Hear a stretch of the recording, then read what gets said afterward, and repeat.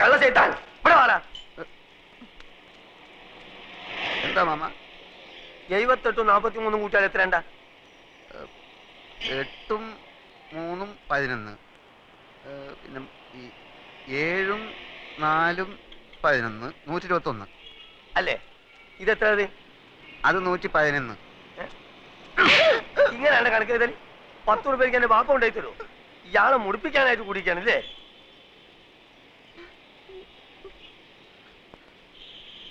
ഈ എന്താണ്ട് കുന്തം മുണിക്കമായിരിക്കണേ? അന്റെ മൂന്ന കാണാനല്ലേ എരപ്പ ഈ ആൾക്കാർ വന്നിക്കണേ? പോയി പണി കള്ള ലക്ഷണം കേട്ടോ.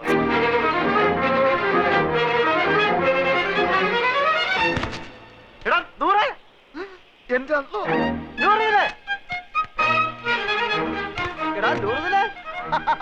എനിക്കറിയാം നീ സ്റ്റേഷനിൽ വന്ന കാണും തിരക്കിനിടപെട്ട് വട്ടം കറക്കിണ്ടാവുന്ന. ഞാനും നിന്നെ പരിധി എവിടെ കാണാൻ?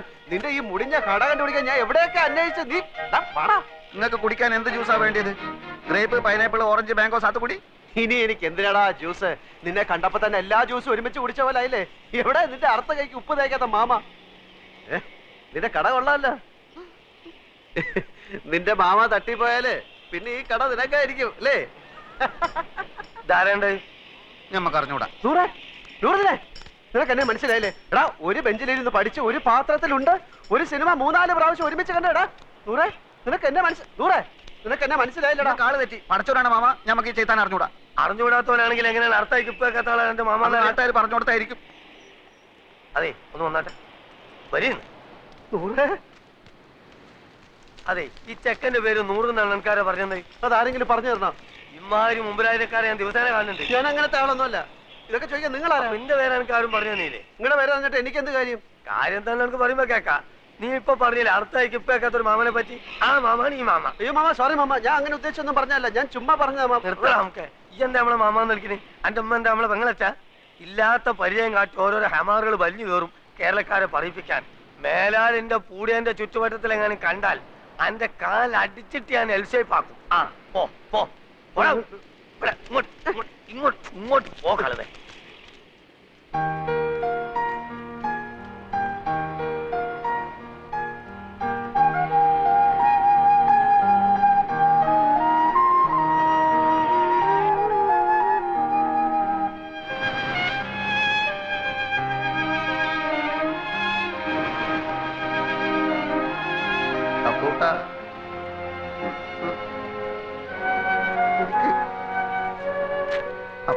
ഈ കടപ്പുറം നിന്റെ തറവാട്ട് വകയൊന്നുമല്ല. നിനക്ക് എന്നെ അറിയില്ലല്ലേടാ പൊന്നി. എടാ സ്കൂളിൽ പഠിക്കുമ്പോൾ ഞാൻ നിനക്ക് എത്ര ഐസിക്ക് വാങ്ങിച്ചു തന്നിട്ടുണ്ടോ? എടാ എല്ലാ കണക്ക് പരീക്ഷയ്ക്ക് നീ എന്റെ പേപ്പർ കോപ്പി അടിച്ചല്ലേടാ ജയിച്ചത്? എടാ 8ാം ക്ലാസ്സിൽ പഠിക്കുമ്പോൾ ഹൈമാവതിയുടെ ചോറ് കട്ട് നിന്നതിനെ നിന്നെ സ്കൂളിൽ സസ്പെൻഡ് ചെയ്തപ്പോൾ ഞാനല്ലേടാ കുറ്റം ഏറ്റെടുത്ത് നിന്നെ രക്ഷിച്ചത്? പറയടാ. കഴിഞ്ഞ എന്ത് കഴിഞ്ഞാന്ന് പറഞ്ഞു കഴിഞ്ഞോന്ന്? കഴിഞ്ഞെങ്കിൽ ഞമ്മക്കും ചിലത് പറയാനുണ്ട്. എനിക്ക് കേൾക്കണ്ട. എന്നാ ചെവി പൊത്തിക്കളാം. പലിശക്ക് പണം കൊടുക്കുന്ന മാമാന്റെ ആട്ടും തുപ്പ് സഹിച്ചിട്ട് നമ്മളിവിടെ കയ്യ. എന്തിന്? മൈമുനേനെ മറ്റാരും തട്ടിക്കൊണ്ടുപോവാതിരിക്കാൻ വേണ്ടി. ശമ്പളം ഇല്ല, നല്ലൊരു ഷഡ്ഡി വാങ്ങാനുള്ള പൈസ പോലും അയാൾ തരില്ല. സഹിക്കുക. അങ്ങനെ ഇരിക്കുമ്പോൾ കഴിഞ്ഞ കൊല്ലം നാട്ടിൽ നിന്നൊരു പഹയം വന്ന് ചാടി. നമ്മളെ കോയിക്കലെ മൊയ്തൂക്കാന്റെ മോൻ ഖാലിദ് നമ്മളെ കൊണ്ടാവും പോലെ അവനെ നമ്മൾ സൽക്കരിച്ച് ഒടുക്കം മാമാന്റെ കയ്യിൽ നിന്ന് 500 റുപ്യ വാങ്ങിയിട്ടോ മുങ്ങിക്കളഞ്ഞു. അതിനുശേഷം നമ്മളെ കൂട്ടുകാരനാന്ന് പറഞ്ഞിട്ട് ആര് വന്നാലും മാമാന്റെ അടി ഞമ്മക്ക. ആ ഒറ്റ കാരണം കൊണ്ടാണ് അപ്പൊ കൂട്ട അറിയാത്ത പോലെ നമ്മൾ ആക്ട് ചെയ്തത്.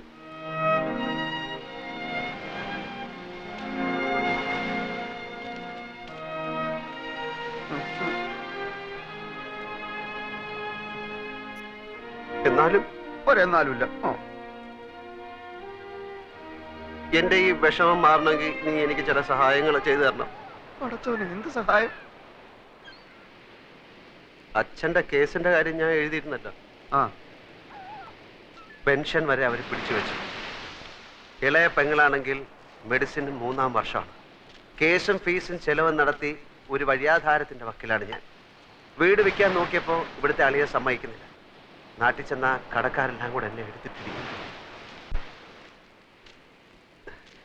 ഈ അവസ്ഥയിൽ എനിക്ക് എന്ത് സഹായമാണ് വേണ്ടതെന്ന് നിനക്ക് ഊഹിച്ചൂടെ? ഊഹിക്കാം. ആദ്യം കിടക്കാനൊരു സ്ഥലം, അതെ, പിന്നെ ഒരു പണി. അതെ, രണ്ടും നടക്കൂല. നൂറേ മോനെ അപ്പക്കുട്ടാ, നമ്മൾ തലയായിക്ക് നേടിയാന്ന് അറിയാം നിനക്ക്? ഇത് അങ്ങോട്ട് നോക്ക്. ആ ജ്യൂസ് കടയുടെ പിന്നിലൊരു മറയുണ്ട്. അവിടെയുള്ളൊരു ബെഞ്ചിലാണ്. നല്ല വീതിയുള്ള ബെഞ്ചാണോ? ബെഞ്ചിന് വീതി ഉണ്ടോ ഇല്ലയോ എന്നുള്ളതല്ല പ്രശ്നം. പകൽ നേരത്ത് മാമ വരുമ്പോ എന്നെ അവിടെ കാണില്ല, എന്നെ അവിടെ കാണില്ല. അങ്ങനെ കിടക്കാനൊരിടം കിട്ടി. എവിടെ പോയി എന്ത് ജോലി തേടണമെന്നറിയാതെ നടന്നപ്പോഴാണ് കയ്യിൽ വന്നു വീണ ഒരു പത്രത്തുണ്ടിൽ ഒരു പുതിയ പെയിന്റ് കമ്പനിയിൽ സെയിൽസ് റെപ്രസെന്റേറ്റീവിനെ വേണമെന്നറിഞ്ഞത്. 3000 രൂപ ശമ്പളം, ടൈ കെട്ടണം, ബെൽറ്റും ഷൂവും വേണം, എല്ലാം ഓക്കെ. പക്ഷെ ജോലി വേണമെങ്കിൽ സ്വന്തമായി ഒരു മോട്ടോർ സൈക്കിൾ ഉണ്ടാവണം. ഒന്ന് തൽക്കാലം വാടകയ്ക്കെടുത്ത് ജോലി സംഘടിപ്പിച്ചു. പക്ഷേ അതുകൊണ്ടായില്ല. നൂറിനോട് കാര്യം അവതരിപ്പിച്ചു. നിങ്ങൾ നിങ്ങളുടെ ഇഷ്ടം പോലെ ചെയ്യ്. ബാപ്പ എങ്ങാനും അറിഞ്ഞാ അറിയാലോ. അറിയാ എന്റെ കരളെ. പകയാ ചതിക്കല്ലേ. സ്നേഹമുള്ളവളാ മൈമുന. എടാ നൂറെ, 5000 രൂപ കൊടുത്താൽ മാർവാടി ബൈക്ക് വരും. 2000 എന്റെ കയ്യിലുണ്ട്. ഇത് വെച്ച് 3000. ബൈക്കും ജോലിയും കയ്യിൽ. 600 രൂപ അടവുള്ളൂ. എല്ലാം ശരിയാവും. നീ വാ. ഇടക്കാല ആശ്വാസം പോലെ ഒരു മുറിയും പണിയുമായി. ജീവിതം കൂടുതൽ വഷളാവുകയാണ്. ആഹാരവും വാടകയും പെട്രോളും കഴിയുമ്പോൾ ശമ്പളം തീരുന്നു. 3 മാസമായി ബൈക്കിന്റെ കുടിശ്ശിക അടച്ചിട്ടില്ല. ബൈക്ക് വാങ്ങാൻ കാശ് എന്ന മാർവാടിയുടെ ഗുണ്ടകൾ അത് പിടിച്ചു വാങ്ങാൻ തപ്പി നടപ്പ് തുടങ്ങി. അതിലും കഷ്ടമാണ് നൂറിന്റെ മുഖത്ത് നോക്കാൻ. മൈമുനയുടെ 3000ന്റെ പലിശ കയറി വരുന്നു. പെയിന്റ് വിറ്റ് കിട്ടുന്ന കമ്മീഷൻ കൊണ്ട് ജീവിതം മുന്നോട്ട് പോകുന്ന ലക്ഷണമില്ല. നാട്ടിലെ കാര്യം അതിലും കഷ്ടമാണ്. അങ്ങനെ ഇരിക്കെയാണ് കമ്പനിയുടെ സൂപ്പർവൈസർ ബാലൻ ഒരു പെയിന്റ് കട തുടങ്ങുന്ന കാര്യം പറഞ്ഞത്. എംപ്ലോയീസിന് കമ്പനി 90 ദിവസത്തെ സ്റ്റോക്ക് കടം തരും. കച്ചവടം കഴിഞ്ഞ് കാശ് കൊടുത്താൽ മതി. കട തുടങ്ങാനുള്ള കാശ് ബാങ്കിൽ നിന്ന് ലോൺ തരും. ചെറിയ തോതിൽ തുടങ്ങിയതാ ഞാൻ. ഇപ്പൊ എല്ലാ ചെലവും പോയിട്ട് മാസം 20,000 രൂപ എന്റെ പാക്കറ്റിൽ കിടക്കും. ഞാൻ ബാങ്കിൽ പോയി അപേക്ഷിച്ചു. 2 വർഷത്തേക്കെങ്കിലും സ്വന്തമായോ വാടകയ്ക്കോ ഒരു കട കയ്യിലുള്ളതായി കാണിച്ചാൽ ലോൺ തരാം എന്ന് സർദാർജി മാനേജർ പറഞ്ഞു. കൊടുക്കാന്ന് പറഞ്ഞിട്ട് മാസം 2ആയി. മാമ അറിഞ്ഞാൽ എന്റെ മയ്യത്തും ഓളെ നിക്കാഹ് ഒരുമിച്ച് നടക്കും. എടാ, അതിപ്പോ ഞാൻ പണം കൊടുത്താലും നിന്റെ മയ്യത്തും അവളുടെ നിക്കാഹും ഒരു ദിവസം തന്നെ നടക്കും.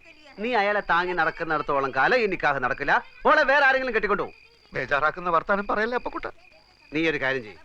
നീ ആ കട തൂത്തുവായിരുന്ന പണി നിർത്തിയിട്ട് സ്വന്തമായിട്ടൊരു കച്ചവടം തുടങ്ങാൻ നോക്ക്. അതിന് പണം വേണ്ടേ? ഉണ്ടാക്കണം. അതങ്ങനെ? നീ എന്റെ കൂടെ നിൽക്കേ. ഞാനൊരു പെയിന്റ് കട തുടങ്ങാൻ പോവാണ്. ഒരു 4 ലക്ഷം രൂപയാവും. പണം കായ്ക്കുന്ന മരം എന്തെങ്കിലും നട്ടുപിടിപ്പിച്ചിട്ടുണ്ടെങ്കിൽ 4 ലക്ഷം പോലും. എടാ, ബാങ്ക് തരും. മാനേജറെ പോയി കണ്ടു. നല്ല അമ്പോറ്റി ഒടിച്ചിങ് ലോണിനുള്ള ആപ്ലിക്കേഷൻ കൊടുത്തു. അടുത്ത ആഴ്ച കാശ് കിട്ടും. അപ്പൊ കുട്ടാ നമ്മളെ അങ്ങനെ മണ്ടനാക്കല്ലേ. നിനക്ക് എന്നെ വിശ്വാസം ഇല്ലെങ്കിൽ നീ എന്റെ കൂടെ വാ. ബാങ്ക് മാനേജറുടെ വായിന്ന് തന്നെയൊക്കെ 2 ലക്ഷം രൂപ ഡിപ്പോസിറ്റ് കൊടുത്താൽ 10 ലക്ഷം രൂപയുടെ സ്റ്റോക്ക് വരും. വിറ്റിട്ട് 3 മാസം കൊണ്ട് പൈസ തിരിച്ചു കൊടുത്താൽ മതി. കടയുടെ വാടക 1.25 ലക്ഷം രൂപ. പോയിട്ട് 75,000 25,000 വീട്ടിലേക്ക് അയച്ചു കൊടുത്താലും കുറെ നാളത്തേക്കുള്ള കേസും ഫീസും നടക്കും. ബാക്കി 50,000 15,000 കൊണ്ട് ആ മറ്റേ മോട്ടോർ ബൈക്ക് മാറാടിയുടെ മുഖത്ത് വലിച്ചോണ്ട് കൊടുക്കും. ബാക്കി 35,000 15,000 കൊണ്ട് അന്തസ്സുള്ള വൃത്തിയായിട്ടൊരു സ്ഥലം താമസിക്കാൻ. അപ്പൊ മൈമനയുടെ 3000 അത് കൊടുക്കും. പോയിട്ട് 22,000. അത് ഞാൻ എന്ത് ചെയ്യുന്നറിയോ? കൊറേ കുപ്പായം വാങ്ങും, കൊറേ സിനിമകൾ. എടാ മണ്ട മുത്തപ്പ, അത് ഞാൻ നിനക്ക് തരും. ഒരു ജ്യൂസ് കട തുടങ്ങാൻ.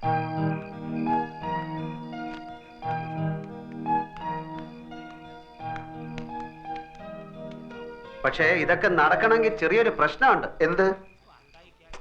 2 വർഷത്തെ കടവാടക മുൻകൂർ കൊടുത്താലേ ഈ ഓണർ വാടക ചീട്ട് എഴുതി തരൂ. അത് കാണിച്ചാലേ ലോൺ കിട്ടൂ. തിങ്കളാഴ്ച ലോൺ കിട്ടും.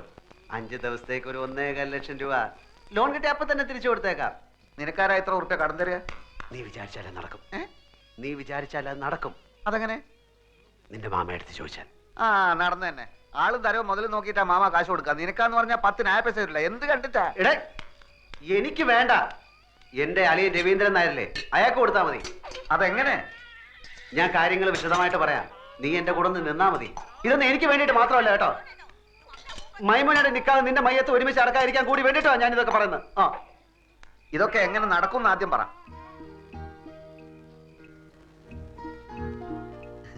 ഞമ്മളിപ്പോ വന്നത് മാമാന്റെ അടുത്ത് ഒരു രഹസ്യം പറയാനാണ്. ഏത് ലക്ഷാധിപതികൾക്കുണ്ടല്ലോ ഇടയ്ക്ക് പണത്തിനൊരു വലിച്ചല്. മൂപ്പരുടെ അളിയന് പുറം രാജ്യത്ത് നിന്ന് ഒരു ബെൻസ് കാർ വന്നു. 50 ലക്ഷത്തിന്റെ. നാളെ കാർ എടുക്കണം. നോക്കുമ്പോ 1.25 ലക്ഷത്തിന്റെ കുറവ്. കുടുങ്ങിയ മാർവാടികൾ എത്ര ലക്ഷം വേണമെങ്കിലും കൊടുക്കും. പക്ഷെ അതിന്റെ പലിശയെ അവര് വാങ്ങും. ഈ പലിശ മാമാക്ക് കിട്ടിയ ചില്ലറ കാര്യമാണോ? 10 ദിവസത്തേക്ക് ചോദിക്കുന്ന പലിശ തരും. ഹലോ, അപ്പു സാറേ ഒന്ന് കേറിയിട്ട് പോയിക്കൂടെ? സമയമില്ല നൂറെ, മാർവാടികൾ കാത്തു നിൽക്കുകയാണ്. മാമ വിടല്ലേ മാമ, മുറുക്കി പിടിച്ചോ, കേറി വരാൻ പറ. ആ വരി ഒന്നുമില്ലേ, നമ്മൾ നാട്ടുകാരല്ലേ. ഇല്ല സമയമില്ല, അതുകൊണ്ടാ. മാർവാടിക്ക് നിങ്ങളെ അളിയൻ കത്ത് തന്നിട്ടുണ്ടാ? തന്ന് കണ്ട ഇംഗ്ലീഷിലാണ് എഴുത്ത്. പ്രിയ മാർവാടി കൊടു 1.25 ലക്ഷം അപ്പുക്കുട്ടന്. അല്ല, നിങ്ങൾ അളിയൻ എവിടാ പണി? ശരി, ഇന്ന എവിടാ താമസം? എല്ലാം ആ കാർഡിലുണ്ട്. എന്താ ചോദിക്കാ? അല്ല ഒന്നുമില്ല, അതിപ്പം എല്ലാം തുറന്ന് പറഞ്ഞോ മാമ. അത് അപ്പുക്കുട്ടൻ സാറേ, കണ്ട മാർവാടികൾക്ക് കൊടുക്കുന്ന പലിശ നമ്മുടെ മാമക്ക് കൊടുക്കൂടെ? അത് എന്നോട് ഇപ്പൊ ഇവിടെ ചായ കൊണ്ടുവരാൻ പറഞ്ഞു. കടന്നു പോലെ ഒത്ത് നിങ്ങൾ ചാവിടിക്ക്. അല്ലെങ്കിൽ 1.25 ലക്ഷത്തിന് മാർവാടിക്ക് എന്ത് പലിശ കൊടുക്കും? അളിയന് പലിശ അല്ല പ്രശ്നം, കാര്യങ്ങൾ നല്ല വെട്ടിയും തീയും പോലെ നടക്കണം. പലിശ എത്ര വേണമെങ്കിലും കൊടുക്കും. 1.25 ലക്ഷം എടുത്ത് കൊടുക്കും മാമ. ഇവിടെ ഉദ്യോഗമോ ബിസിനസ്സോ ഇല്ലാത്ത ആൾക്കൊന്നും പണം കൊടുക്കൂല. ഒരു കാര്യം ചെയ്, ഞാൻ നാളെ നിങ്ങൾ അളിയന്റെ വീട്ടിലേക്ക് വരാം. നിങ്ങൾ അവിടെ ഉണ്ടാവുമല്ലോ. നാളെ ഞാൻ ഉണ്ടാവില്ല. ഞാൻ ഡൽഹി വരെ ഒന്ന് പോകും. അതെന്തിന്? ഒരാളെ കാണാൻ 3-4 ദിവസം കഴിഞ്ഞ് വരും. എന്റെ കൈ പഠിച്ചോനെ ബാപ്പ. നൂറേ, എടാ നൂറേ, എന്താ മാമ? എന്റെ കൂട്ടുകാരൻ പോവാണ്. 100 രൂപ. ഇല്ല, ഓൻ വരുന്നില്ല. ഓൻ ഇവിടെ പണിയുണ്ട്. നിങ്ങൾ പോയിക്കോളി. അപ്പൊ ശരി. ലേശം കാര്യം. എന്ത് കാര്യം മാമ? ഈ എന്തിനാണ് ഇപ്പൊ അർജന്റ് ആയിട്ട് അടുക്കളയിൽ പോയത്? കപ്പുണ്ടൊക്കെ? എടാ പ്രായം കഴിഞ്ഞ ഒരു പെൺകുട്ടിയില്ലാവത്ത് എത്ര കിട്ടിയാലും പഠിക്കൂലെന്ന് വെച്ചാൽ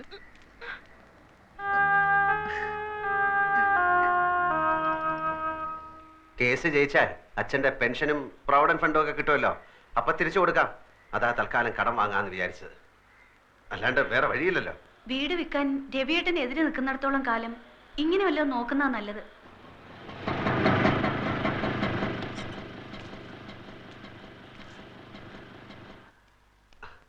അവരെ കാണുന്നില്ലല്ലോ. 10:30 മണിക്ക് വരാന്ന് പറഞ്ഞ 2 ദിവസം ഞാൻ കുളിക്കുകയോ ഷേവ് ചെയ്യുകയോ ഒക്കെ ചെയ്തു. അതിനെന്താ, ചേട്ടൻ ഇവിടെ കുളിക്കാലോ.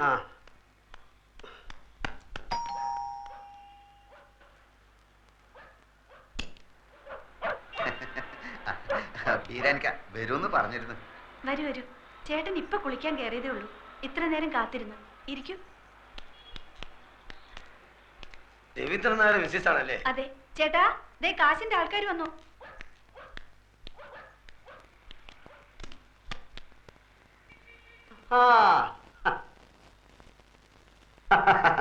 ബീരാനിക്കല്ലേ? ഇതാണ് ആള്.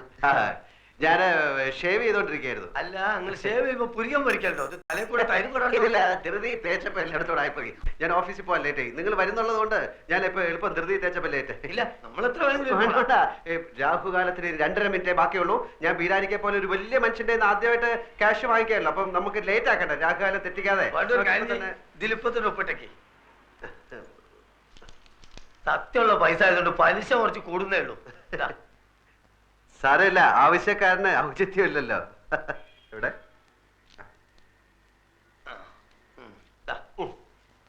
ഇതൊരു 40 ഉറുപ്പിയുടെ കുറവുണ്ടാവും. കാരണം ഞാൻ ഓട്ടോറിക്ഷ എടുത്ത് വന്നാണ് ഇങ്ങോട്ട്. അതിന് കൊടുത്ത് നിങ്ങൾ ആവശ്യത്തിന്. സാരമില്ല, ഞങ്ങൾ ആദ്യമായിട്ടാണ് അന്യനായ ഒരാളുടെ കയ്യിൽ നിന്ന് പൈസ കടം വാങ്ങിക്കുന്നത് അല്ലേ? ഞാനും ആദ്യമായിട്ടാണ് ഇത്ര വലിയൊരു എമൗണ്ട് കടം കൊടുക്കണേ. ഇങ്ങനൊരു നിവർത്തിയോട് വന്നതുകൊണ്ടാ. പിന്നെ ഞാനൊന്ന് കുളിച്ച് റെഡി ആയിട്ട് വരാം. Okay okay okay. അപ്പൊ ഇന്ന് 11, അടുത്ത 21-ന്. അതല്ല നമ്മൾ പറഞ്ഞ മാതിരി 100 പറഞ്ഞില്ലേ? 100 പറഞ്ഞു, എന്നാലും പോരല്ലോ. നമ്മൾ തമ്മിലൊന്ന് ഉറപ്പിക്കണ്ടേ? ഞാൻ വാക്ക് മാറില്ല ബീരാനിക്ക, നിങ്ങൾ ധൈര്യമായിട്ട് പോയിക്കോളാം. പിന്നെ നമ്മൾ പോയിട്ട് നമ്മളെ പറഞ്ഞ പോലെ.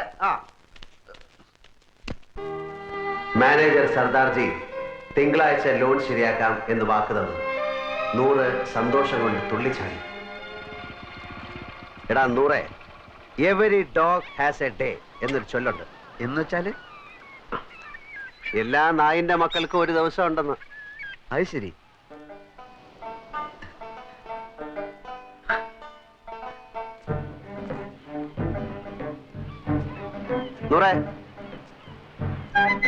നൂറേ, ഉപദ്രവിക്കല്ലേ, ഞമ്മളൊരു കിനാവ് കാണാണ്. പണമില്ലാത്ത ഒരു കിനാവ് കാണാൻ പാടില്ല എന്നാ പറയാ. ഞമ്മളിൽ ഇപ്പൊ പണമുണ്ടല്ലോ, ഞമ്മളും കാണട്ടെ ഒരു കിനാവ്. വലിയ നിധി കിട്ടിയവൻ കാണുന്നൊരു കിനാവ്, കിനാവ് കിനാവ്. വലിയ പാദുഷമാര് കാണുന്നൊരു കിനാവ്, കിനാവ് കിനാവ്.